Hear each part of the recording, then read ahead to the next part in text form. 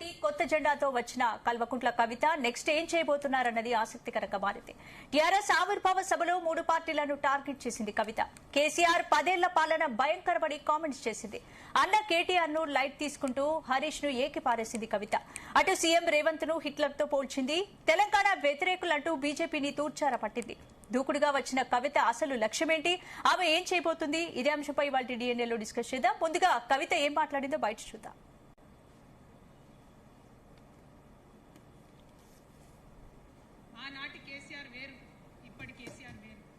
ఆనాటి కేసీఆర్ కి తెలంగాణలో చేనేత కార్మికులు చచ్చిపోతుంటే భిక్షాటన చేసిన కేసీఆర్ ఆనాటి కేసీఆర్. ఇయాలటి కేసీఆర్ మారిన మనిషి, మనిషి, మన మనిషి కాదు. ఏమైంది ఇయాలటి కేసీఆర్ కి? హైడ్రాల ఇల్లు కూలిపోతుంటే అరుస్తున్నారు, అన్నా ఎక్కడున్నావు రా, వచ్చిండ్రా? రాలే. వెలుగుమట్ల ఇల్లు కూలితే వచ్చిండ్రా? రైతులకు వర్ష బీభత్సమయ్యి మొత్తం పొలాలు మునిగిపోతే వచ్చిండ్రా? చేవెళ్ల దగ్గర బస్ యాక్సిడెంట్ అయితే వచ్చిండ్రా? ఎక్కడ చిన్న కష్టం వచ్చినా ప్రజలకు ఆ సారు రారు. ఎందుకంటే ఆయన మారిన మనిషి, మనిషి, గుంటనెక్కల తోడేళ్ల చేతిలో ఖైదీ అయినటువంటి మనిషి, మన మనిషి కాదు. అవినీతి జరిగిందని చెప్పి నన్ను బయటేసి అవినీతి చేసిన పందికొక్కుల్ని పక్కన కూర్చోబెట్టుకున్నారు చూడు, అది మన కేసీఆర్ కాదు. అది మన కేసీఆర్ కాదు. ఆత్మలేని మరబొమ్మ ఇప్పుడున్న కేసీఆర్ మన కేసీఆర్ కాదు. మన కేసీఆర్ అయితే కళ్ళెత్తి చూసే ధైర్యం ఉండకుంటుండే, కాళ్ళు మొక్కేటటువంటి తత్వం ఉంటుండే. ఇవాళ అది మన కేసీఆర్ కాదు. కాబట్టే ఎదురుగా నిలబడి కొట్లాడతా నాతో కలిసి వస్తారా? సిద్ధమేనా? వాడుంటే వాళ్ళ మీదైనా సరే యుద్ధం చేయడానికి ఖచ్చితంగా వెనుకడుగు వేయకుండా ముందుకే వెళ్తామని తెలియజేస్తూ, మరి ఈ 3 పార్టీలు కూడా, Congress party single agenda Rahul గాంధీని ప్రధానమంత్రి చేయాలి, BRS party single agenda farm house లో పెద్ద సార్ ఉండాలి, చిన్న సారు సీఎం కావాలి, బీజేపీ పార్టీ సింగిల్ ఎజెండా సామాజిక న్యాయాన్ని కథం పట్టియాలి. కాబట్టి 3 పార్టీల మీద కూడా యుద్ధం చేసేది ఉన్నది. అలుపెరగని పోరాటానికి సిద్ధం కావాలని చెప్పి మొత్తం మన జాగృతి సైనికులందరినీ కూడా నేను పిలుపునిస్తా ఉన్నాను.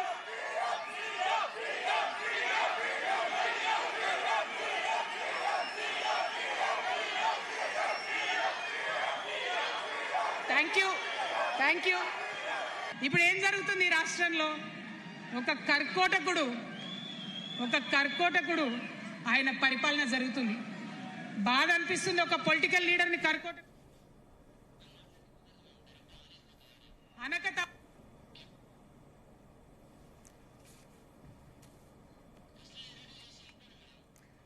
రైట్. ఇక కవిత వ్యాఖ్యలు విన్నాం. ఈ రోజు మనతో పాటు డిఎన్ఏలో శరత్ కుమార్, అడ్వకేట్ శరత్ గారు జాయిన్ అయ్యారు. అలాగే కాంగ్రెస్ నుంచి రామారావు గారు జాయిన్ అయ్యారు. అలాగే బీఆర్ఎస్ నుంచి తిరుపతి రెడ్డి గారు, బీజేపీ నుంచి పోరెడ్డి కిషోర్ రెడ్డి గారు జాయిన్ అయ్యారు. నమస్తే అండి, వెల్కమ్ టు డిబేట్. ముందుగా శరత్ గారు, కొత్త పార్టీ పెట్టింది కవిత, మళ్ళీ పాత పార్టీ పేరుతోనే వచ్చింది. మొత్తానికి ఈ రోజు టీఆర్ఎస్ ఆవిర్భావ సభలో 3 పార్టీలను టార్గెట్ చేసి మాట్లాడింది కవిత. ఏం చెప్తారు? ఒకటమ్మా, ఫస్ట్ ఆల్ ఫండమెంటల్లీ వాళ్ళు ఎవరైనా ఒక గృహ ప్రవేశమో, ఒక పార్టీ పెట్టుకోవడమో, లేకపోతే ఏదైనా శుభకార్యం చేసుకుంటే వాళ్ళ మీద మన్ను పోయడం మన ఉద్దేశం కాదు. కాకపోతే మనం ఒక న్యూస్ ఛానల్, ఒక న్యూస్ విశ్లేషణ, ప్రజా ప్రయోజనాలకు అది ఏ మేరకు ఉపయోగపడుతుంది, దానివల్ల ఏం సాధించబడుతుంది, బహుళ ప్రజా ప్రయోజనాలు సమకూరుస్తాయా అనే ఒక యాంగిల్లోనే మాట్లాడాలి. దయచేసి ఈ విశ్లేషణ ఎవరు కూడా కవిత మీద అక్కస్తో మాట్లాడుతున్నదనో, లేకపోతే ఇతరుల మీద అవ్యాజ్యమైన ప్రేమతో మాట్లాడుతున్నట్టుగా కానీ, మనని కవితను పర్సీవ్ చేసినట్టుగా ఎవరో విడిచిన బాణాలుగా ఎవరు గ్రహించద్దని నా మనవి. ఇక రెండోది ఏంటంటే, ఒక రాజకీయ పార్టీ మనాలన్నప్పుడు ఆ పార్టీని స్థాపించిన వ్యక్తుల యొక్క వ్యక్తిగత జీవితం కూడా చాలా వరకు డామినెంట్ రోల్ ప్లే చేస్తామా, దీన్ని ఎవరు కాదనలేరు అన్నారా. అయితే ఆ డామినెంట్ రోలు ఎంత మేరకు ఉంటుంది అంటే, గత అనుభవాలు, వీళ్ళ ప్రవర్తన సమాజం పట్ల ఇవి కూడా చాలా పెద్ద రోల్ ప్లే చేస్తాయి. మరి అట్లాంటి దుర్మార్గులు మంచివాళ్ళు కాలేదా అని అంటే అయినారు. చరిత్రలో కూడా కళింగ యుద్ధం తర్వాత అశోకుడు ఒక గొప్ప మహానుభావుడుగా కూడా తీర్చిదిద్దబడిన ఉదాహరణలు మనకి ఈనాడు చరిత్రలో ఉన్నాయి. కవిత మాట్లాడిన మాటల్లో గనుక మనం చూస్తే, అంటే కేసీఆర్ ను తిట్టడం ద్వారా లేకపోతే బీఆర్ఎస్ ను చిన్నబుచ్చడం ద్వారా, బీఆర్ఎస్ వల్ల ఏ మేలు జరగలేదు అని చెప్పడం ద్వారా, ఆనాడు బీఆర్ఎస్ చేసినటువంటి కార్యక్రమాల్లో బీఆర్ఎస్ పరిపాలనలో కవిత పూర్తిగా అంతర్భాగం. కవితను విడదీసి మనం చూడలేం.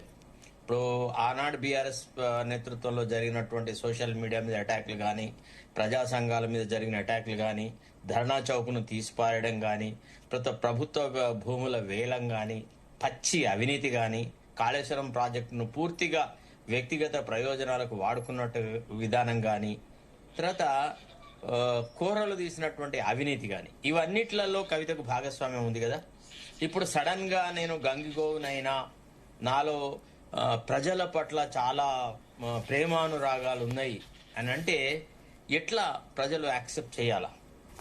రెండోది, ఇటీవల ఏదైతే సోషల్ సర్వే ఆడిట్ రిపోర్ట్ వచ్చింది కదా, ఏ కులం వాళ్ళు ఎంతమంది ఉన్నారు, ఎవరు ఎట్లున్నారు అది ఇదని. ఆ ఆడిట్ రిపోర్ట్ లో కొన్ని ముఖ్యమైన అంశాలు ఉన్నాయి. ఏంటిది? 0.45% ఒక పర్టికులర్ కమ్యూనిటీ ఉన్న వాళ్ళు, 3.2 అట్లా 4 పాయింట్స్ పర్సెంటేజ్ ఉన్నటువంటి వాళ్ళు ఈ రాష్ట్ర ఆవిర్భావం నుంచి 1956 1 నవంబర్ నుంచి మొన్న రాష్ట్రం విడిపోయే వరకు, ఆ తర్వాత కూడా వీళ్లే పరిపాలించినారు. అసలు బీసీలకు, తర్వాత దళితులకు, తర్వాత ఇతర అణగారిన వాళ్ళకి ఎప్పుడు కూడా పరిపాలనలో సరైన భాగస్వామ్యం దొరకలేదు. వీళ్ళు దయతో పంచే కొన్ని దయార్ద్ర హృదయంతో ఇచ్చేటువంటి కొన్ని సంక్షేమ కార్యక్రమాలకు మాత్రమే తబ్బిబ్బైపోయి, తర్వాత వీళ్ళు ఎలక్షన్ల అప్పుడు డబ్బులు పంచితే ఓట్లు వేసేటువంటి ఇంధనాల్లాగా, ఒక మిషన్లలాగా ప్రజలను వాడుకుంటున్నారు అనే విషయాలు చాలా గొప్పగా చర్చకు వచ్చినాయి. ఇవన్నిటి బ్యాక్గ్రౌండ్ కనుక పరిశీలించినప్పుడు మనం కవితలో ఏం కొత్తదనం చూడగలిగినాం? ఏమీ లేదు. అసలు minus KCR, Kavitha is nothing. మరి పోనీ కవిత ఆ అడ్మినిస్ట్రేషన్ తో బెనిఫిట్ కాలేదా అంటే, అసలు ఆమె నిచ్చెన మీద 6 ఫ్లోర్లు ఎక్కింది.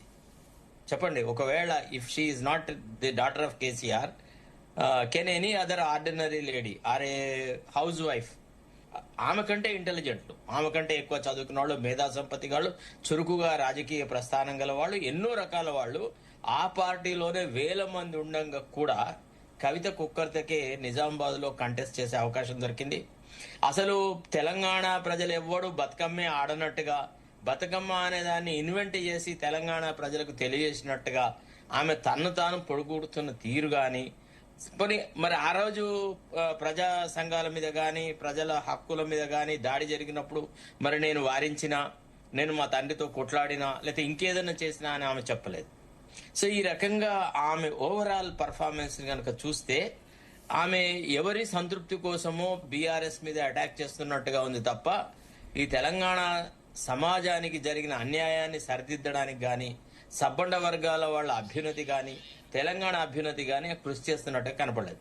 తర్వాత సినిమా పక్కీలో ఆమె మాట్లాడిన తీరు, కొన్ని రకాల డైలాగ్ డెలివరీ అంతా సేమ్. రేవంత్ రెడ్డి ఎట్లా మాట్లాడతాడో, మీరంతా రెడీ అవుతారా అంటే అయితం అని అనిపించుడు. తర్వాత తెలుగు పద్యం ఇట్లా బై హార్ట్ చేసుకొని వచ్చి, అంటే శరత్ గారు మీరు చెప్పినట్టు కేసీఆర్ పాలన గురించి మాట్లాడారు, అన్న కేటీఆర్ గురించి మాట్లాడారు, హరీష్ రావు పై విమర్శన అస్త్రాలు గుర్తించారు, తీవ్ర వ్యాఖ్యలు చేశారు. అంటే కవిత వ్యాఖ్యలు ఓవరాల్ గా చూస్తే ఏంటి, కవిత స్పీచ్ లో ఎమోషన్ ఎక్కువ ఉందా, క్లియర్ విజన్ తో వచ్చిందా, ఎలా అనుకోవాలి? అంటే మా దగ్గర తెలంగాణ ప్రాంతాల్లో, గ్రామీణ ప్రాంతాల్లో ఒక నానుడు ఉందమ్మా, కడుపు నిండా తిన్నాక గారెలు కనరు అని. బాగా బొక్కినంత కాలం బొక్కి తెలంగాణ సొమ్మును, సంపదను వాళ్లతో జతగూల్చి ఇప్పుడు వచ్చేసేసి ఆమె నీతి సూత్రాలు మాట్లాడితే వినడానికి ఎవరు సిద్ధంగా ఉన్నారమ్మా? చెప్పండి. ఇవాళ ఆమె హరీష్ రావుని తిట్టినా, లేకపోతే ఎవరిని తిడుతున్నది? వాళ్ళ బావని తిడుతున్నది, వాళ్ళ అన్నం తిడుతుంది, వాళ్ళ తండ్రిని తిడుతుంది.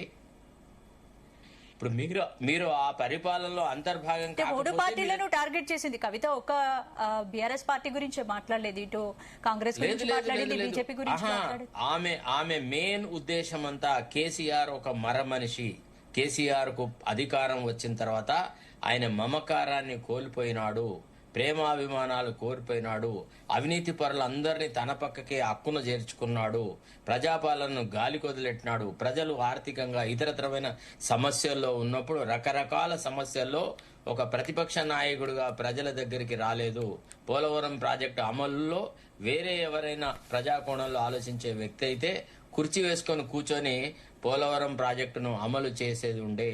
తెలంగాణకు ఎనలేని అన్యాయము నిన్నగాక మొన్న ఈమె పార్టీ పెట్టాలన్న ఆలోచన వచ్చినప్పటి నుంచే జరిగినట్టుగా ఆమె మాట్లాడిన తీరు ఇదంతా ఎట్లుందంటే చాలా రచ్చకీడ్చినట్టుగా ఉందమ్మా. అంత సులభంగా ఆమెను తెలంగాణ ప్రజలు యాక్సెప్ట్ చేస్తారని నేనైతే అనుకోవడం లేదు. ఈ గతంలో చిరంజీవి ఎట్లయితే ఆ పెద్ద సినిమా పక్కి లోపల సినిమా రిలీజ్ చేసినట్టు చేసినాడో అట్ట చేసింది. ఈ రోజుటి ఆమె వేష భాషలలో ఆ అహంభావమే కనపడ్డ తప్ప ప్రజల పట్ల ఆర్ద్రత కనపడలే, ప్రజల పట్ల ప్రేమానురాగాలు కనపడ్డాయి. ఇప్పుడు మీరు లిక్కర్ స్కామ్ కేసు ఉండింది ఫర్ ఎగ్జాంపుల్, తెలంగాణ లోపల ఏ మహిళలు ఇట్లాంటి పని చేసినారు? బెల్ట్ షాపుల గురించి ఆమె మాట్లాడిందా? మరి ఆమె అక్కడ వాళ్లతో పాటు ఉన్నప్పుడే కదా బెల్ట్ షాపులన్నీ స్థాపించి తెలంగాణ ఆడపడుచుల మంగళసూత్రాలకు దెబ్బ తగిలే విధంగా సమాజం ఎంత అతలాకుతలమైంది బెల్ట్ షాపుల వల్ల. ఎప్పుడన్నా పట్టించుకున్నది? ఆమె మాట్లాడిందా కనీసం ఇది ఇట్లా కాదు, మహిళలు చాలా మంది యువతులు చిన్న చిన్న వయసులో వితంతువులు అవుతున్నారు, ఇది పెద్ద సామాజిక రుగ్మత, ఇది భారత రాజ్యాంగంలో ప్రతిపాదించిన విధంగా లేదు, ఈ ఎక్సైజ్ కి ఇంత ప్రాధాన్యత ఎందుకు అని మాట్లాడిందా తల్లి? మాట్లాడలేదు కదా. తర్వాత రేవంత్ రెడ్డి కన్నా ఎక్కువగా కవిత ఈనాడు కేసీఆర్ ఫ్యామిలీని అటాక్ చేసింది. అంటే కృతజ్ఞత అనే భావం లేకపోగా, ఇప్పుడు తల్లిదండ్రులతో విడిపోతారు పిల్లలు, దాన్ని ఎవ్వరు అభ్యంతర పెట్టరు. రాజకీయ పార్టీలో చీలికలు వస్తాయి కాక, విడిపోవచ్చు కాక, కానీ ఒక స్నేహ ధర్మం యొక్క లక్షణం ఏంటంటే కలిసి ఉన్నప్పుడు ఎంతైతే ఆప్యాయతతో ప్రేమతో కలిసి ఉంటామో విడిపోయేటప్పుడు కూడా అంతే గౌరవంగా హుందాగా విడిపోవాలి. విడిపోయిన తర్వాత అంటే మనం కలిసి ఉన్నప్పుడు మనకు తెలిసిన చాలా విషయాలను విడిపోయినాక బయట మాట్లాడేసేసి నేను వాళ్ళ పక్కకే ఉండి అన్ని గమనించిన అవన్నీ ఏదో నేను మీకోసమే సేకరించి మీ ముందుకు తీసుకువచ్చిన అనే రీతిలో ఆమె మాట్లాడే తీరు కొద్దిగా ఎబ్బెట్టుగా ఉంది. నా ఎనాలిసిస్ లో మాత్రం అంటే నేను అర్థం చేసుకున్న మేరకు తెలంగాణ ప్రజలకు కొత్తగా ఉనగూరిన ప్రయోజనం అంటే ఏం లేదు, ఎక్సెప్ట్ ఆమె. ఇప్పుడు నేను ఇంకొక ప్రశ్న నాకు మనసులో మెదులుతోంది ఇవాళ చూసిన తర్వాత, ఈ రాష్ట్ర వ్యాప్తంగా వాళ్ళు చేసిన ప్రచారాలు, ఫుల్ పేజ్ అడ్వర్టైజ్మెంట్లు, రాష్ట్ర అందరి చోట కటౌట్లు, ఇంత డబ్బు ఎక్కడి నుంచి వచ్చిందమ్మా? ప్లీజ్, ఆమె ఏ వ్యాపారం చేసి ఇంత డబ్బు సంపాదించింది ఒక్కసారి. నేను దాదాపు గత 35 సంవత్సరాలుగా I'm one of the busiest advocates. ఇవాళ మీరు కావాలంటే ఎక్కడైనా కనుక్కోండి, హైకోర్టులో కానీ ఎక్కడ కనుక్కున్నా కానీ శరత్ కుమార్ ప్రాక్టీస్ ఎట్లా ఉంటుంది. మినిమం ఒక 3 to 4 lakhs ఫీజు తీసుకునే మాకు లేని ఐశ్వర్యము, సంపద ఇదంతా ఎట్లా వచ్చింది? మేము 30 ఏళ్ళు కష్టపడితే ఒక ఇల్లు కట్టుకోగలిగినాం, ఓ 2 తాత ముత్తాతల నుంచి వచ్చిన ఆస్తులను కాపాడుకోగలిగినాం, ఓ బిడ్డ పెళ్లి చేయగలిగినాం, ఓ పిల్లల్ని చదివించగలిగినాం. మరి మా అందరికి లేని ఐశ్వర్యము ఈమెకు ఎట్లొచ్చింది? ఏ రకంగా వచ్చింది? ఈ సంపద అంతా ఎక్కడి నుంచి? ఇదంతా ఇప్పుడు నేనేమనుకున్నానంటే ఇట్లా అక్రమంగా సంపాదించిన సంపాదన ఇటనే ఖర్చు పెడితే బెస్ట్, రాజుల సొమ్ము రాళ్లపాలు అంటారు కదా, ఆ రకంగానే అవుతుందేమో అనే భావనే ఉంది తప్ప నాకైతే ప్రజాకోణం అందులో ఏ మాత్రం కనపడలేదు. నేను ఏదో పెద్ద భవిష్యత్తును చూడలేదు. తర్వాత ఇంకొక అపోహ కూడా ఉంది తెలంగాణ ప్రజలకు, ఎన్నడైనా మళ్ళా డాడీ అనుకుంటూ కష్టం రాగానే తండ్రి దగ్గర కురుకుతుంది అనే భావన అయితే నాలో ఉందమ్మా. రైట్. రమేరావు గారు ఉన్నారు. రమేరావు గారు, మొత్తానికి కవిత గారు కొత్త పార్టీతో వచ్చారు. ఏంటి, ఏ లక్ష్యంతో కవిత పార్టీ స్థాపించారంటే ఏం చెప్తారు మీరు? కవిత ఎందుకు పార్టీ స్థాపించింది అనేది చెప్తా గానీ లక్ష్యం ఏంది అనేది కవితకు ఉండాలి. కవితకు బయటకు చెప్తున్న లక్ష్యం ఒకటి, మరి లోపల ఇంటెన్షన్ ఏందో తెలియదు. కానీ చూసేదాన్ని బట్టి నాకు అర్థమైంది ఏంది అని అంటే, హరీష్ మీద విపరీతమైన కోపంతో మాత్రం, హరీష్ మీద కోపం కసితోటే పార్టీ పెట్టినట్టు అనిపిస్తుంది నాకైతే. ఇందాక శరత్ సార్ చెప్పినట్టు కేసీఆర్ లేనిది కవితే లేదు. ఇంకా ఇక కొత్త శక్తితోటి వస్తున్నాము అన్నారు. అందులో పేరులో కానీ, పేరు లాస్ట్కున్న వర్డ్ కానీ, ముందున్న వర్డ్ కానీ అవి తెలంగాణకు సంబంధించినవి, వేరే పార్టీల వాళ్లకు సంబంధించినవి. ఏది ఏమైనా 10 సంవత్సరాలు తండ్రితో పాటు అధికారంలో ఉండి ఇప్పుడు అవినీతి జరిగింది అని చెప్తుంది, కానీ అవినీతి ఎంత జరిగింది వాటి ప్రూఫ్స్ తోటి చెప్తే ప్రజలు నమ్ముతారు.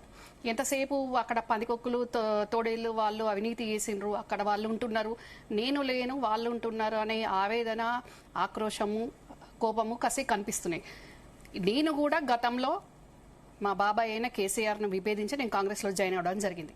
కానీ నేను అపోజిషన్ పార్టీలో ఉండి కూడా అక్కడ తెలంగాణ దేనికోసం తెచ్చుకున్నాం, ఏ రకంగా డైవర్ట్ అవుతుంది అనేది నేను చెప్పిన. కానీ కవిత అక్కడ ఉండి అవినీతి జరుగుతుంది, అక్రమాలు జరుగుతున్నాయి అని చూసి ఎందుకు చెప్పలేకపోయింది? చెప్పాల్సింది ఉండే కదా.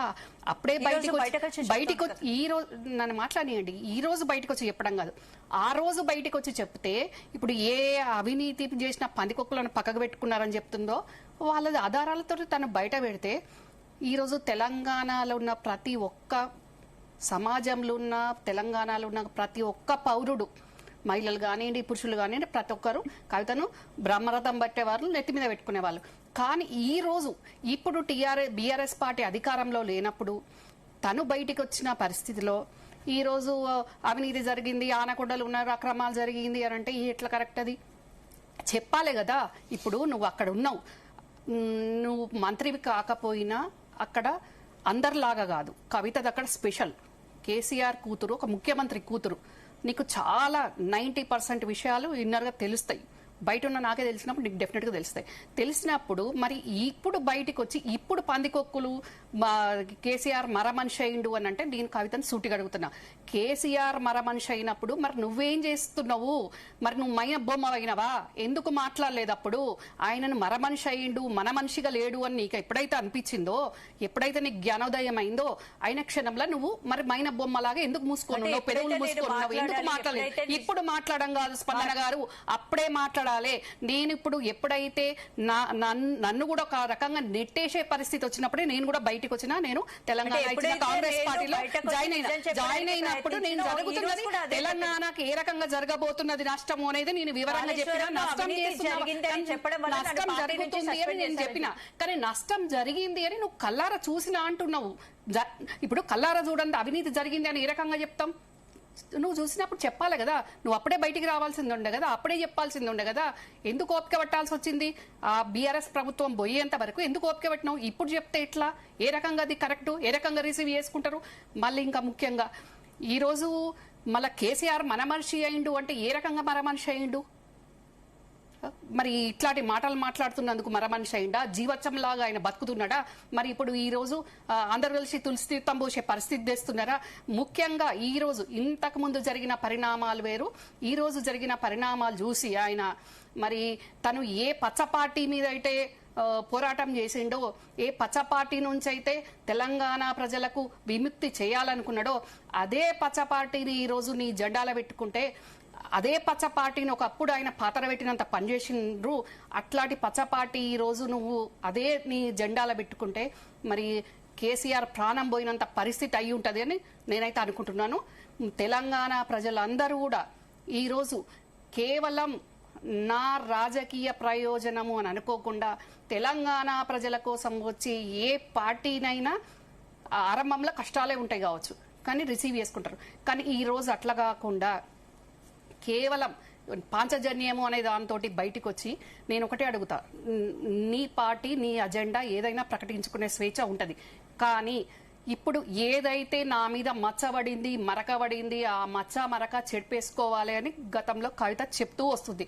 మరి నేను ఒకటే అడుగుతా, గతంలో ఎన్టీఆర్ గారు లాంటి వాళ్ళు మద్యపానం ఉండొద్దు అన్నారు, మరి ఈ రోజు నీ పాంచజన్యంలో ఇంకొకటి చొప్పించి మరి మద్యపానం నేను వస్తే అధికారంలోకి వస్తే, నేను అధికారంలోకి వచ్చినా రాకున్నా ఏ ప్రభుత్వం ఉన్నా కూడా మద్యపాన నిషేధం జరగాలి, దానివల్ల ఎన్ని కుటుంబాలు సర్వనాశనం అవుతున్నాయి, ఎంతమంది మహిళలు రోజు తన్నులు తింటున్నారు భర్తలతోటి, ఎంత కుటుంబం ఎంత ఆగమైపోతుంది అని ఒక మహిళగా నువ్వు ఆలోచించి ఆ నిర్ణయం తీసుకొని అది నీ మేనిఫెస్టోలో పెట్టుంటే ఈరోజు ఎంత బాగుండేది. విద్యా వైద్యం అని గతంలో చాలా ప్రభుత్వాలు చెప్పినాయి, చాలా రాష్ట్రాల్లో అన్నారు, కానీ ఇంప్లిమెంట్ అయిన దాఖలా ఎక్కడ కూడా లేదు. కానీ ఈరోజు ఒకటి మద్యపానం మీద నేను మద్యపానం నిషేధం చేసే రకంగా పోరాటం చేస్తా, నేను అధికారంలోకి వస్తే కూడా మొట్టమొదటి సంతకం అదే పెడతా అని అనుంటే ఈరోజు కవిత ఎక్కడో ఎవరెస్ట్ శిఖరం మీద ఎత్తుకున్నంత ప్రజలు మెచ్చుకునేవాళ్ళు. కానీ ఆ ఊసే లేదు. తెలుసు కవితకు మద్యపానం వల్ల ఎంత ఆర్థిక ఇబ్బందులు తలెత్తుతాయి, ఎంత కుటుంబంలో సంక్షోభం ఉంటుంది, కుటుంబాలు ఎంత చిన్నాభిన్నమవుతుంది అనేది తెలుసుండి కూడా ఈరోజు దాన్ని ఊసేలేదు. మరి తన పార్టీ ఎదుగుదలకు, తన ఎదుగుదల కోసం ఆ పాంచజన్యాలు పెట్టింది.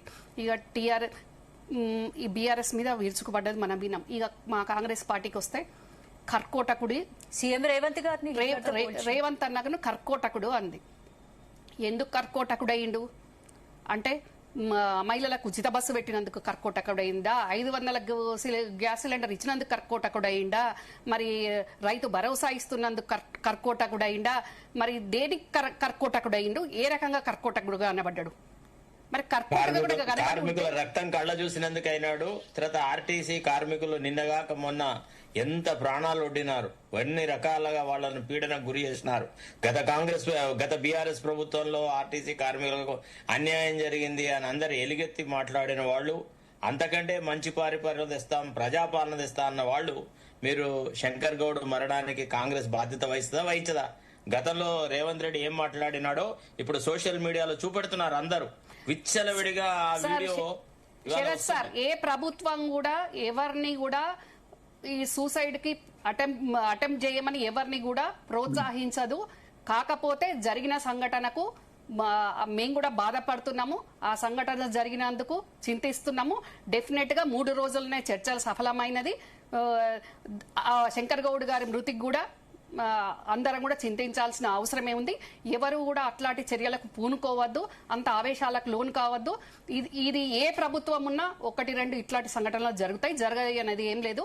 గతంలో ఉన్న ప్రభుత్వాల్లో కూడా ఎంతో మంది ఇట్లా కొంచెం ఎమోషన్ అయ్యి ఇట్లా చేసుకున్న వాళ్ళు ఉన్నారు.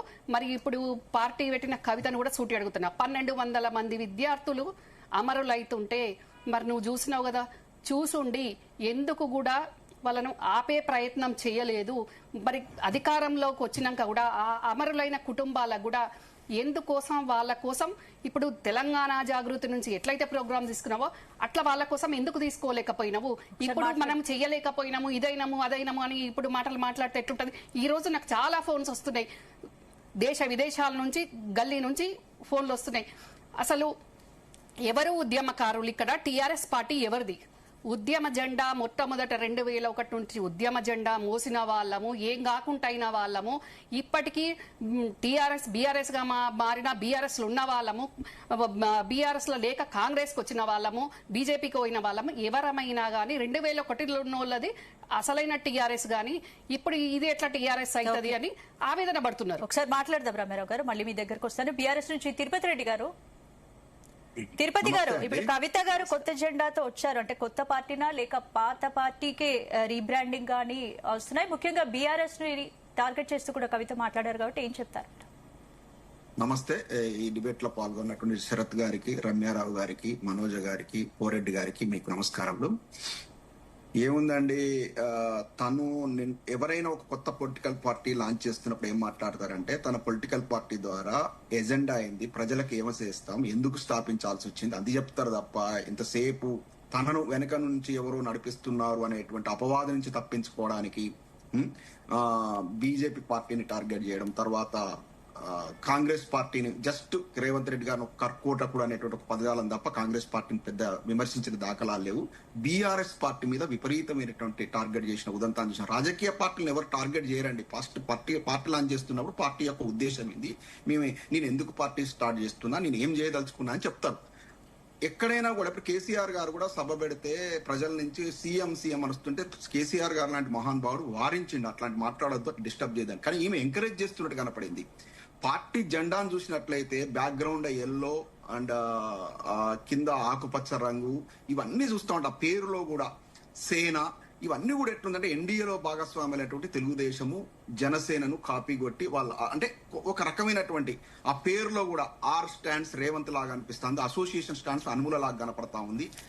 ఇదంతా కూడా ఒక కొన్ని అదృశ్య అంటే శక్తులు కవిత గారు తీసుకున్న ఈ స్టెప్ వల్ల, కవిత గారు ఈ పార్టీ స్థాపించడం వల్ల, కవిత గారు చేసిన వ్యాఖ్యల వల్ల కేసీఆర్ కి కానీ బీఆర్ఎస్ పార్టీకి కానీ ఇమేజ్ పై ఏమైనా ఎఫెక్ట్ పడుతుందా? ఏం చెప్తారు? నేను అదే చెప్పబోతున్నానండి. Please give me couple of minutes. నేను మిగతా వక్తలు మాట్లాడి డిస్టర్బ్ చేయలేదు. నేను చెప్పదలుచుకుంది అంతా కూడా 2-3 నిమిషాల్లో కంక్లూడ్ చేస్తాను.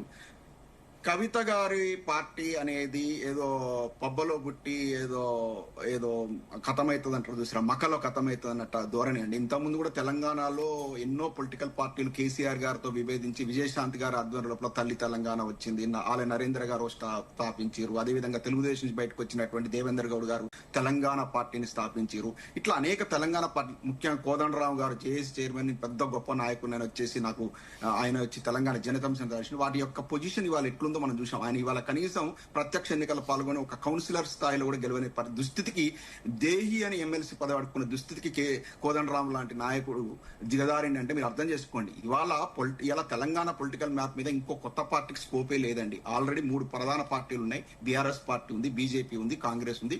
ఇక ఇటువంటి సందర్భంలో ఇంకో కొత్త పార్టీకి అసలు స్కోపే లేదు. ఇట్లాంటి వ్యక్తి వచ్చి తీసుకొచ్చి కవిత గారు లాంటి వాళ్ళు, అవినీతి మరకలు అంటుకున్నటువంటి వ్యక్తులు వచ్చేసి ఇప్పుడు పార్టీ స్థాపిస్తే ప్రజలు నమ్మే స్థితిలో లేరు. తెలంగాణలో చాలా బలమైనటువంటి సెంటిమెంట్ అంటే ఉంటుందండి ప్రజల లోపల. ఎవరైతే జన్మనిచ్చిండ్రో, ఎవరైతే తన ఉన్నతికి ఇంత కారణమయ్యారో, ప్రజాప్రతినిధిగా తన ఎన్నిక కావడానికి కారణమయ్యారో అటువంటి కేసీఆర్ గారిని, తెలంగాణను చావునోట్లో తలబెట్టి కొట్లాడి తీసుకొచ్చిన కేసీఆర్ గారిని వాళ్ళ శూలాల్లో కుచ్చుకునే విధంగా గుండెల్లో ఇట్లా గుణపం గుచ్చినట్టుగా మాట్లాడుతుంటే తెలంగాణ సమాజం ఇవాళ యాక్సెప్ట్ చేయట్లేదండి. ప్రతి ఒక్కరు కూడా చాలా చాలా చాలా కోపం మీద ఉన్నారు. మేము ముఖ్యంగా ప్రధానంగా 60 లక్షల మంది బీఆర్ఎస్ సైనికులను కూడా మేము నోరు కట్టుకొని ఎందుకున్నామంటే ఆమె అట్లా మాట్లాడుతున్నా కూడా మా అధినేత యొక్క హృదయం గాయపడకూడదు. ఎందుకంటే ఆ స్టేజ్ లో ఆ వ్యక్తిని నిన్నగాక మొన్న తన యొక్క పెళ్లి రోజు అండి, ఈమె ఇచ్చిన గిఫ్ట్ ఏందండి, ఇవాళ ఈమె కుటుంబం లోపల సంబంధాలనే ఇట్లా విచ్చిత్తి చేసుకునే పరిస్థితికి వచ్చిందంటే ఈమె వచ్చి సమాజాన్ని ఏముద్ధరిస్తుందండి. ఇవాళ కన్న తండ్రిని, కన్న తల్లిని, సోదరుణ్ణి, ఇంత మందిని ఇబ్బంది పెడతా ఉంది. ఇలాంటి మాటలు మాట్లాడితే ఇవన్నీ కూడా టెంపరీ అండి. ఇంతకుముందు నేను చెప్పినట్లుగా గతం లోపల కూడా మనం చాలా చూసాం. ఎన్టీ రామారావు గారి జీవితంలో లక్ష్మీపార్వతి గారు వచ్చిన తర్వాత ఇక అందరూ అనుకున్నారు, కాంగ్రెస్ పార్టీ అనుకున్నారు, తెలుగుదేశం పార్టీ కథం అయిపోతుంది అని అనుకున్నారు. కానీ లక్ష్మీపార్వతి గారిని పెళ్లి చేసుకున్న తర్వాత అంటే కుటుంబం యొక్క సమస్యని ఈ విషయాన్ని ఎందుకు కంపేర్ చేస్తున్నంటే కుటుంబం లోపల ఏమైనా ఇష్యూస్ వచ్చినా కూడా పార్టీకి ఏం కాదని చెప్పాను. లక్ష్మీపార్వతి గారిని పెళ్లి చేసుకున్న తర్వాత ఎన్టీ రామారావు ఏ విధంగా అప్రతిహతంగా గెలిచాడంటే అసలు అయిపోయింది అనుకున్న తెలుగుదేశం పార్టీ, కాంగ్రెస్ పార్టీ కనీసం ప్రతిపక్ష హోదా రాకుండా ఓడించినటువంటి ఉదంతాన్ని చూసాం. అదే విధంగా ఇలాంటి అన్ని కవితమ్మ ఉదంతాలు ఇట్లాంటి అన్ని కూడా పార్టీకి ఏమి కాదు. ఎన్నో చూసినాం, అన్ని పార్టీల లోపల ఇట్లాంటి చూసినాం. స్వయంగా తెలుగుదేశం పార్టీని స్థాపించిన ఎన్టీ రామారావు గారు బయటకు వచ్చేసి ఎన్టీఆర్ తెలుగుదేశం పార్టీని పెట్టుకున్నా కూడా ఆయన సక్సెస్ కాలేకపోయిండు. అదేవిధంగా ఎన్టీ రామారావు గారి కుమారుడు హరికృష్ణ గారు బయటకు వచ్చి అన్న తెలుగుదేశం పెట్టినా కూడా సక్సెస్ కాలేకపోయారు. అదేవిధంగా వైఎస్ఆర్ కాంగ్రెస్ నుంచి వచ్చినటువంటి షర్మిల బయటకు వచ్చేసేసినా కూడా ఆమె సక్సెస్ కాలే. లాస్ట్ కు మళ్ళా ఆ యొక్క అందరూ ఇటువంటి వాళ్ళంతా కలిపి కాంగ్రెస్ అనేటువంటి గంగలో కలిసినట్టు ఇట్లా కలవాల్సిందే తప్ప వీళ్లకు సస్టైన్ అయ్యేటువంటి పరిస్థితి లేదు.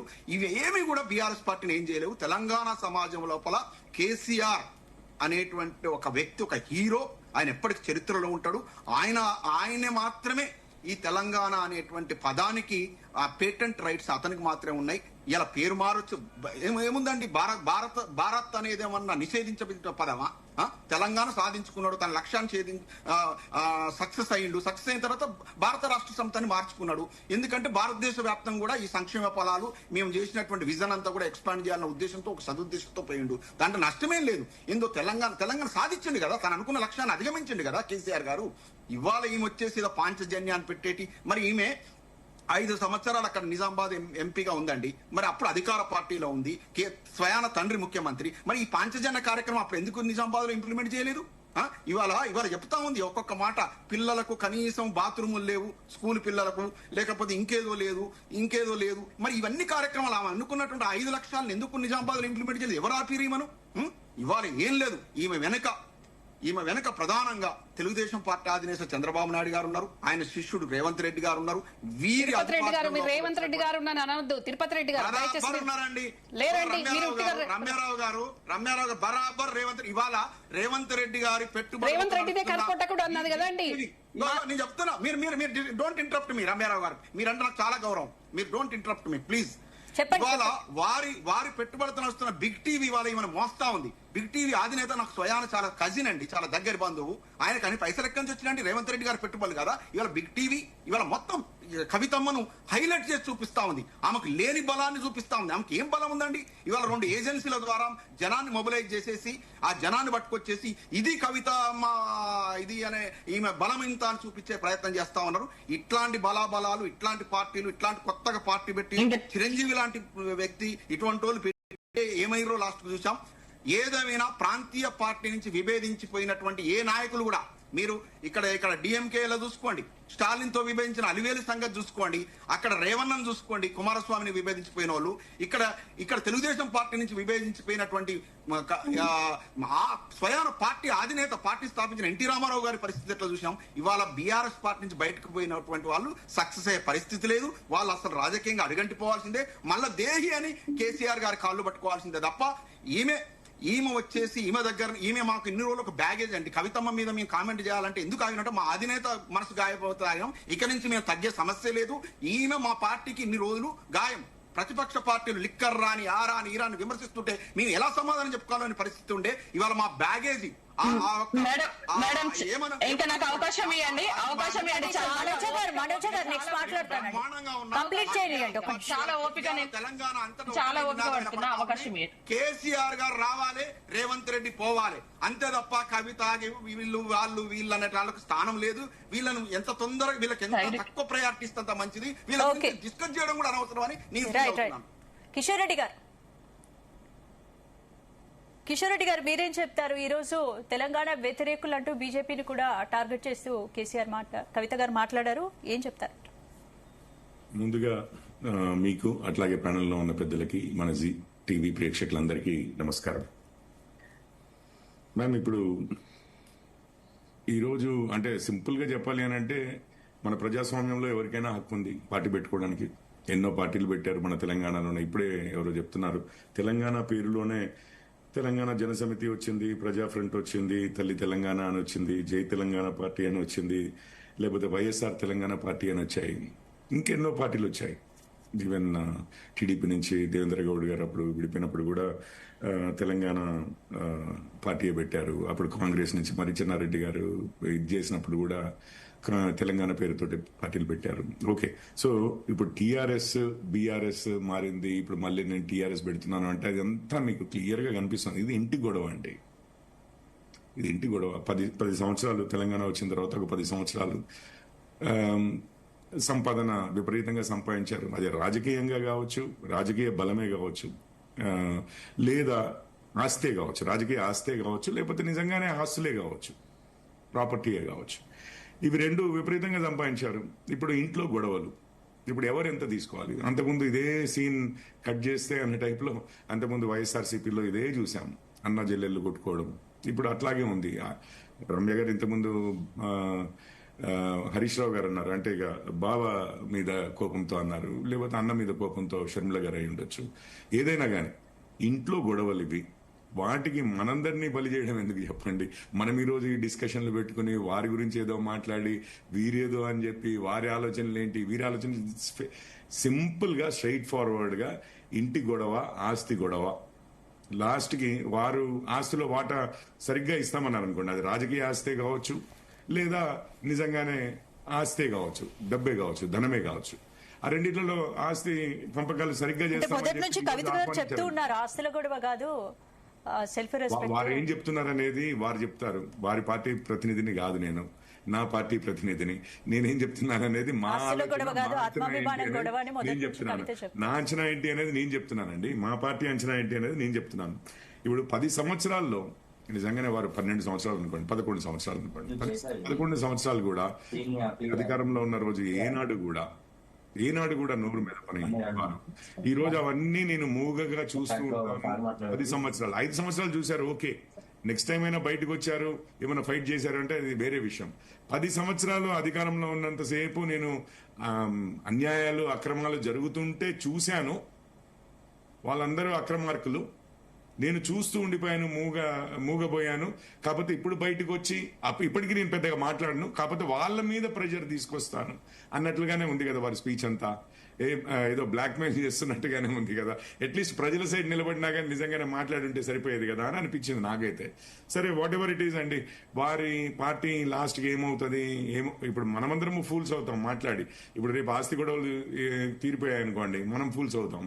పోనీ అది కాదనుకోండి, వారు నిజంగానే ఆస్తి కూడా వెళ్ళలేదు అనుకోండి, నిజంగానే ఇండిపెండెంట్ గా నిలబడతారంటే ఒకసారి మనము అట్లాంటి ఆశలు పెట్టుకుని తెలంగాణ సమాజము షర్మిల గారితో వారు ఏకంగా వచ్చి తెలంగాణ పార్టీ అన్నారు, అసలు తెలంగాణ లేకుండా ఆంధ్రాకి వెళ్ళిపోయారు. సో ఈ డ్రామాలన్నిటికీ మనం రెస్పాండ్ అయ్యి ఇక మనం ఛాలెంజ్ చేసి పెద్ద పెద్ద డిబేట్లు చేసి, yes, but if she earns the respect, నిజంగానే తను ఫైట్ చేసి 1 సంవత్సరం 2 సంవత్సరాలు నిజంగానే ప్రజల్లో if she earns the respect, then it's a privilege that she has to earn.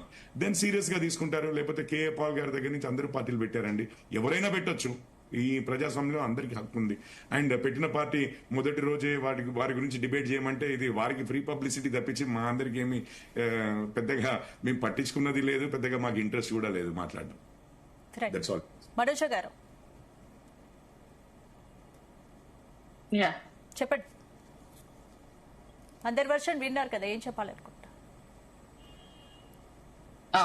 ముందుగా ప్యానెల్ మెంబర్స్ అందరికీ కూడా నమస్కారం అన్న. అక్క, చాలా విషయాలకి నేను ఆన్సర్ చేస్తాను. ఫస్ట్, ఇది ఫ్యామిలీ అంటే లాస్ట్ లో అన్న మాట్లాడినరు ఏంటంటే ఆస్తి పంచాయతీ అని. ఒక ఆడబిడ్డకి తన పిల్లలకు మించిన ప్రాణము ప్రపంచం ఇంకోటి ఉండదు. ఆ రోజు కౌన్సిల్ సాక్షిగా నా బిడ్డల మీద, నా 2 కొడుకుల మీద ప్రమాణం చేసి చెప్తున్నా, నాది ఆస్తి పంచాయతీ కాదు ఆత్మగౌరవ పంచాయతీ అన్నారు. అక్కడ క్లారిటీ. మేము ఫ్యామిలీ, ఈ రోజు మా బిఆర్ఎస్ అన్న తిరుపతి అన్న మాట్లాడుతూ ఫ్యామిలీ కుటుంబాన్ని బాధ పెడుతుంది, ఫ్యామిలీని బాధ పెడుతుంది అన్నారు. అవునన్నా, మరి ఇదే ఫ్యామిలీకి ఒక చిల్లర విధవ కవితక్క గారిని పట్టుకొని కంచం పొత్తుందా మంచం పొత్తుందా అన్నప్పుడు గుర్తురాలేదు అన్న ఫ్యామిలీ అని. మీ బిఆర్ఎస్ పార్టీ ఎమ్మెల్సీగా ఉంది, మీరు ఏం స్పందించిందన్నా? మీరు బిఆర్ఎస్ పార్టీ ఎమ్మెల్సీగా మీరు ప్రెస్ మీట్ పెట్టి స్పందించిందా? ప్రెస్ మీట్ పెట్టి మీ నాయకులు ప్రెస్ మీట్ పెట్టి స్పందించిందా?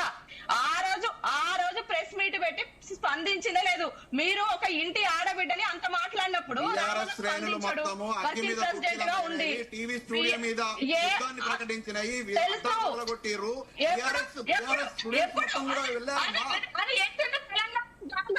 తెలంగాణ జాగృతి మీరు పట్టుబడులు ఎవరికి చెప్తారన్నా? తెలంగాణ జాగృతి వెళ్ళింది, స్టూడియోకి వెళ్ళింది, మీరు ఆ రోజు కనీసం స్పందించలేదని ఇదే డిబేట్ లో కూర్చొని వాదించిన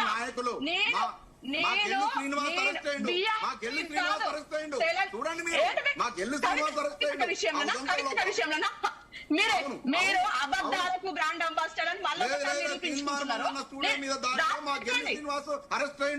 మహా న్యూస్ మీద మేము విరోధిత పోరాటం చేసినాము. ఎందుకురా నువ్వు ఇక్కడ ఈ ఆంధ్ర ఛానల్ ఇక్కడ ఎందుకురా ఎవరిని మా ఆడబిడ్డను అవమానిస్తామని మేము కొంతెత్తి ఆ రోజు వినండి.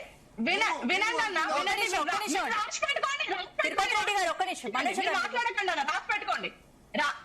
పెట్టుకోండి, తర్వాత మీరు నాకు చెప్పండి. మహా న్యూస్ కి తీన్మార్ మల్లన్నకి ఏమైనా సంబంధం ఉందా? మహా న్యూస్ కి దాడి ఎందుకోసం చేసిండ్రు? ఎవరి మీద మాట్లాడితే మహా న్యూస్ మీద దాడి చేసిండ్రు? వీళ్ళు తీన్మార్ అంటే వీళ్ళకి ఇట్లా మాట్లాడతారు, వీళ్ళు అబద్ధాలకు పెట్టింది పేరు వీళ్ళు. ఆ రోజు మీకు గుర్తురాని ఆడబిడ్డ ఈ రోజు ఎందుకు గుర్తొస్తుంది? కుటుంబాలు ఈ రోజు ఎందుకు గుర్తు? మీరు 18 సంవత్సరాలుగా మస్తు చేసిండ్రు, ఆమెకి అన్యాయం అడుగడుగున అన్యాయం చేస్తూనే వచ్చిండ్రు.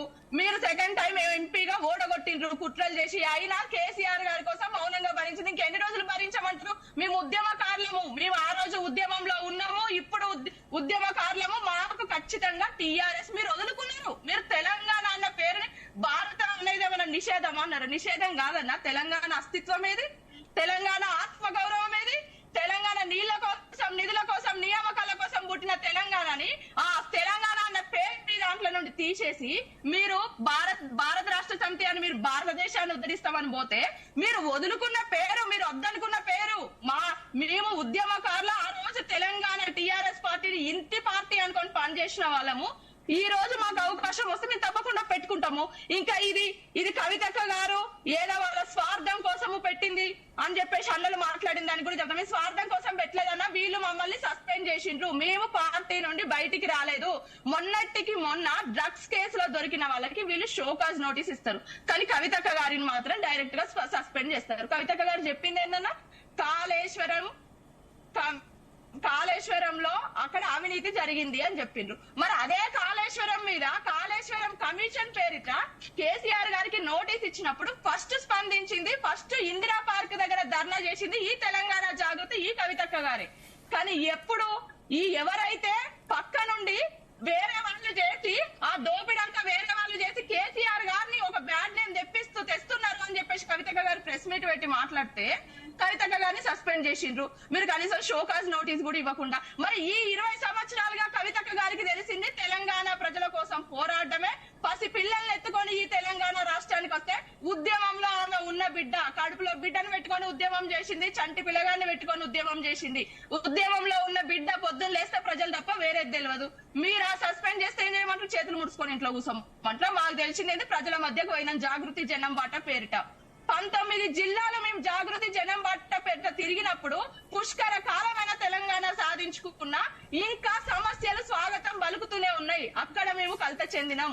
తెలంగాణ జాగృతికి ఒక జనతా గ్యారేజ్ లాగా ఆ 10 సంవత్సరాలు జరిగిన అవినీతి ఏదుందో ఈ 2.5 సంవత్సరాలలో వీళ్ళు చేస్తా అన్న 420 హామీస్ ఇచ్చి చేయలేకపోయిన ఏవైతే ఉన్నాయో వాటి మీద మాకు అన్ని సమస్యలు అలా వలయంలో ఉంది ఈ తెలంగాణ అని తెలుసుకున్నాం. కాబట్టి తప్పకుండా ఈ తెలంగాణ రాష్ట్రానికి స్పేస్ ఉంది, ఒక ప్రాంతీయ పార్టీ అవసరం ఉంది, ఇక్కడ రాజకీయ శూన్యత ఉంది అని గ్రహించిన తర్వాతనే 50 అధ్యయన కమిటీలు వేసి మేము పార్టీని పెట్టినాం, పార్టీని ఈ రోజు ప్రకటించినాం. అంత ఆషామాషిగా పెట్టలేదు. మేము దేశ రాజకీయ చరిత్రలోనే ఎక్కడా లేని విధంగా ప్రతి వర్గం మీద కూడా అధ్యయన కమిటీలు వేసి తనే కాదు తనతో పాటు ఉన్న కార్యకర్తలకి నాయకులకు కూడా ఈ తెలంగాణ సమాజం పట్ల అవగాహన కలగాలి అని చెప్పేసి మమ్మల్ని గ్రౌండ్ లోకి పంపించి అది బ్లూ ప్రింట్ తీసుకొని దాని నుండి పుట్టిన పార్టీ ఈ రోజు మా పార్టీ ఏదైతే ఉందో.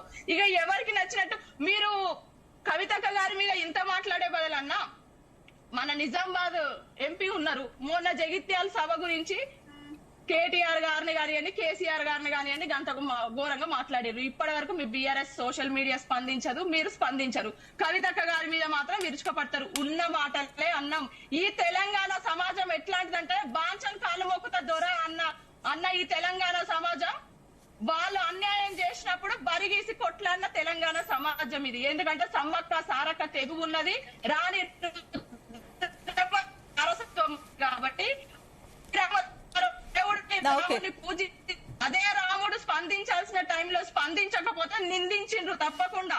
కాబట్టి కేసీఆర్ గారు కూడా స్పందించాల్సిన టైంలో స్పందించలేదు కాబట్టే ఈ రోజు ఈ పరిణామాలన్నీ వచ్చినాయి.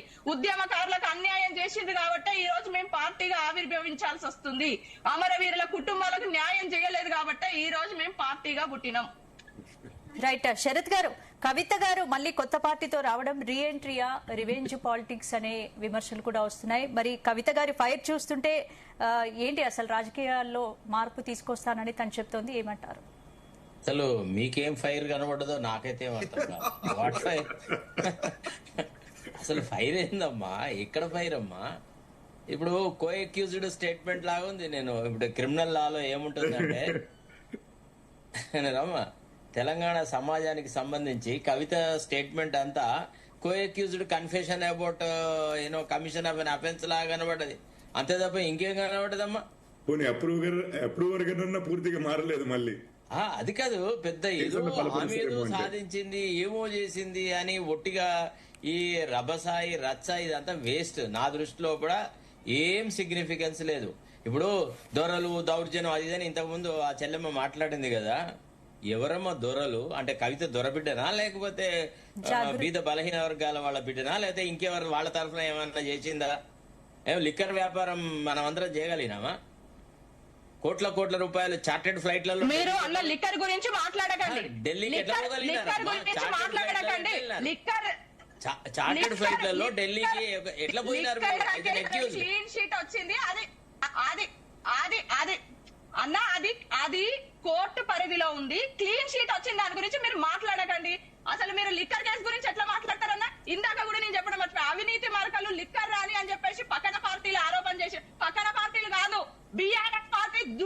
దుబాయ్ లో ఏదైతే సోషల్ మీడియా టీము నడుపుతూ పక్కన పార్టీల కన్నా ఎక్కువ మీరు చేసిర్రు కవితక్క గారి మీద ట్రోలు. లిక్కర్ కేసు గురించి మాట్లాడే కన్న తల్లి లాంటి పార్టీ మీద అట్లా మాట్లాడే పద్ధతి కాదు. ఇవాళ మీ కవిత గారికి రాజకీయ పెట్టిందే బీఆర్ఎస్ పార్టీ. బీఆర్ఎస్ పార్టీ మీద మీరు అభండాలు మాట్లాడద్దు. మీరు ఏమన్నా మాట్లాడుకోండి. బీజేపీ జైల్లో పెట్టారు, కాంగ్రెస్ వాళ్ళు కేసులు పెట్టారు, వాళ్ళ మీద మాట్లాడుకోండి. మేము ఎప్పుడు కూడా కవితమ్మకు వెన్నుదనగానే నిలబడ్డాం. BRS party వెన్నుదనగానే నిలబడ్డాయి. మీ శక్తి ఎంతమ్మా? ఇవాళ షర్మిల నమ్ముకున్న పరిస్థితి మీ పరిస్థితి అంతే. కవితమ్మ ఎన్నడైనా కాంగ్రెస్ లో కలవాల్సిందే.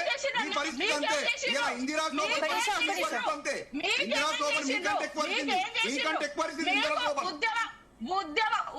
ఉద్యమంలో ఉన్నాం, మాకు మీరేం చేయలేదు. ఎవరేం మేము ఆత్మవిశ్వాసంతో ఆత్మగౌరవంతో బ్రతికే వాళ్ళము. మాకు ఎవరేం చేసిరొద్దన్నా మీరు ఎట్లన్నారు? లిక్కర్ కేసు వల్ల మా పార్టీకి అవినీతి చాలా డ్యామేజ్ అయింది. అసలు ఆ లిక్కర్ కేసు వల్లనే మా పార్టీ ఓడిపోవడానికి కారణం. 4 జిల్లాల్లో దెబ్బ పడ్డది. నిజామాబాద్, ఆదిలాబాద్, మెదక్, కరీంనగర్ 4 జిల్లాల్లో దెబ్బ పడ్డది మాకు. కవితమ్మ వల్ల మా పార్టీకి బాగా నష్టం జరిగింది. కవితమ్మ వల్ల మా పార్టీకి బాగా నష్టం జరిగింది. ఇవాళ మక్క దొరికిపోయింది. మేము పునీతులమైన మా బీఆర్ఎస్ పార్టీకి ఎదురు లేదు. కవితమ్మ మా పార్టీలో మా బీఆర్ఎస్ పార్టీకి వెయ్యని వచ్చింది.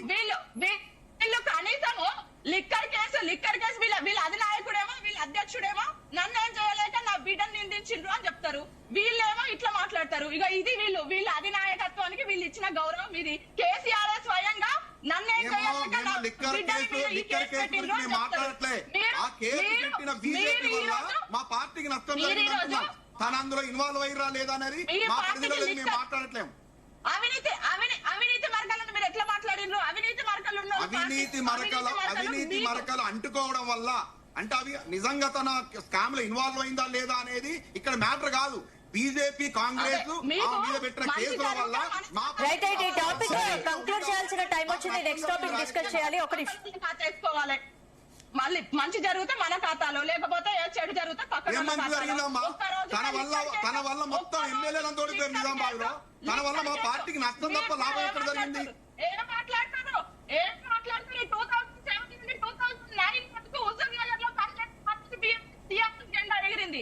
నిజామాబాద్ లో కవిత పనిచేసింది కాబట్టి టీఆర్ఎస్ జెండా ఎగిరింది. సిరిసిల్లలో కవిత గ్రౌండ్ వర్క్ చేసింది. నిజామాబాద్ లో చెల్లని రూపాయి తెలంగాణ వెళ్తుందా? నిజామాబాద్ లో చెల్లని రూపాయి తెలంగాణ వెళ్తుందా?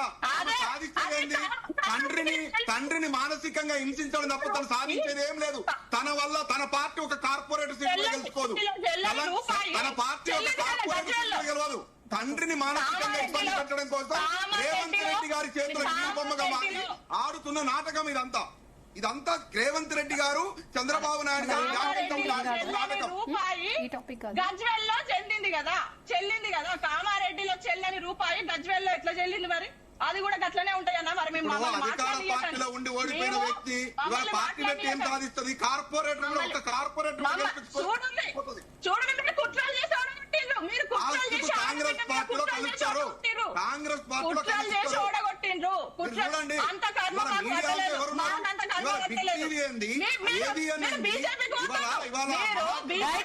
ఒక్క నిమిషం నడుపుతున్నారు. పాపం 4 రోజులైతే బీజేపీలో కలవబోతున్నారు. చూసుకుంటున్నారు. బీజేపీలో కలవబోతున్నారు. తిరుపతి రెడ్డి గారు ఆ కవితమ్మ నమ్ముకోకండి. శర్మిలమ్మ నమ్ముకున్న నాయకులలాగా తయారవుతారు. మీరంతా ఏ దిక్కుదోష స్థితిలో వెళ్ళిపోతారు. కాంగ్రెస్ లో కలుపుతుంది. ఆ పార్టీలో ఉండకుండా మీలాంటి వాళ్ళు మీలాంటి ఉద్యమకారులు అన్న ఉండొద్దు. అది వేస్ట్. ఆ పార్టీ కాంగ్రెస్ పార్టీ మరొక టీం. అది మరో మమతా బెనర్జీ కాబోతుంది. మరో మమతా బెనర్జీ ఏంటమ్మా? కట్టుబట్ట మాత్రంగానే మమతా బెనర్జీ కాదు. ఆ త్యాగాలు ఉండాలి. ఏం చేసింది కవితమ్మ త్యాగాలు? కవితమ్మ త్యాగాలు ఏమున్నాయి? కట్టుబట్టు మార్చగానే మారదు. మాట్లాడే రైట్ మీకు లేదు. మమతా బెనర్జీతో పోలుస్తారు మీరు. మమతా బెనర్జీతో పోలుస్తారు.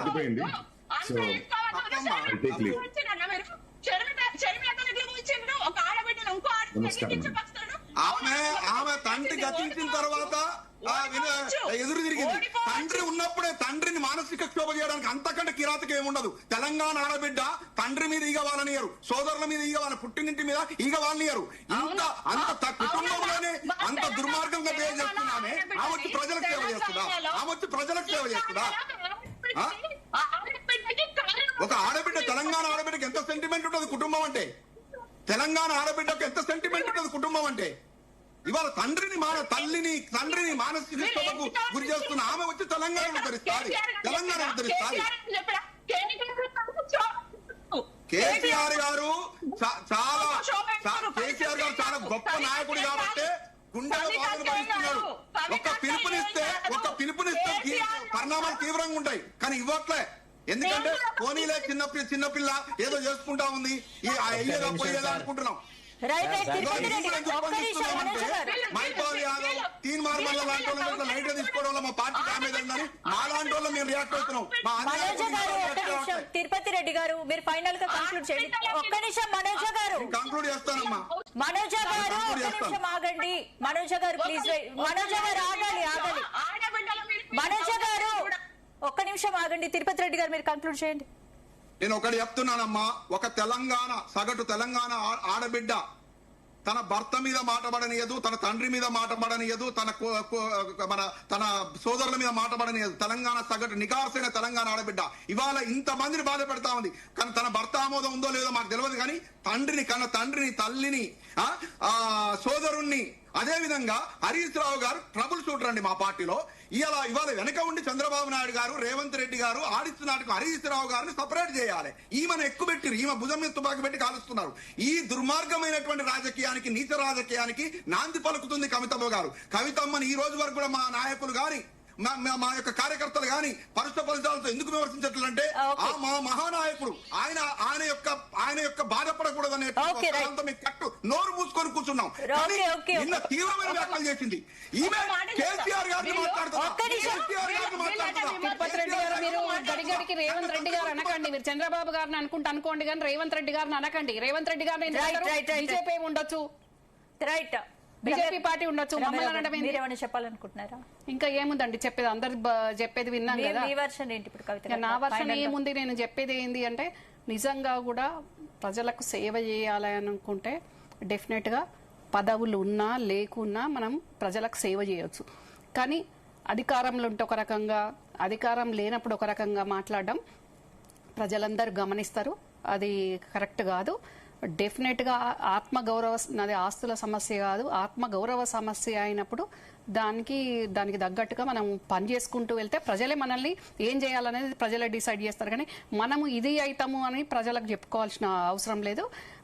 ముఖ్యంగా నేను కవితకు చెప్పేది ఏంది అనంటే, మరి మహిళా సమస్యల పట్ల ఇప్పుడు వాళ్ళు అక్కడ అవినీతి చేసిండ్రు, నన్ను సస్పెండ్ చేసిండ్రు, నేను బయటికి వచ్చిన వాళ్ళు అక్కడ ఉన్నారు, నేను లేదు అనే ఆవేదన, ఆక్రోశం కాకుండా మంచికో చెడ్డకో ఏదో ఒకటి కోపమో కసిమిదనో పార్టీ పెట్టినావు, కానీ ప్రజలకు మహిళలకు ఉపయోగపడే విధంగా మహిళా సమస్యల మీద నువ్వు అక్కడ అధికారంలో ఉన్నప్పుడు చాలా చెప్పావు, కానీ అవి ఏది కూడా ఇంప్లిమెంట్ అవ్వలేదు, దాని మీద పోరాటాలు కూడా చేయలేదు. వాస్తవంగా చేయాల్సింది ఉండే, కానీ ఒక పార్టీ లైన్లో ఉన్నప్పుడు కొన్ని చేయలేకపోతాం డెఫినెట్గా. కానీ ఇప్పుడు తన ఒక పార్టీకి ప్రెసిడెంట్ కాబట్టి ముఖ్యంగా ఈ మద్యపానం మీద ఫస్ట్ పోరాటం చేయాల్సిన అవసరం ఉంది. ఆ పోరాటం చేస్తే మేము కూడా హర్షిస్తాం, ఏ పార్టీ వాళ్ళైనా హర్షిస్తారు. ఫస్ట్ దాని మీద ఫోకస్ చేయాలి, దాని మీద పోరాటం చేయాలి. రైట్. శరత్ గారు మీరేం చెప్తారు? అన్మ్యూట్ చేసి మాట్లాడండి శరత్ గారు, మీ వాయిస్ వినిపించండి.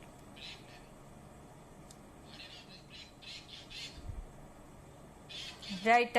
ఒక చిన్న షార్ట్ బ్రేక్ తీసుకుందాం, బ్రేక్ తర్వాత కంటిన్యూ చేద్దాం.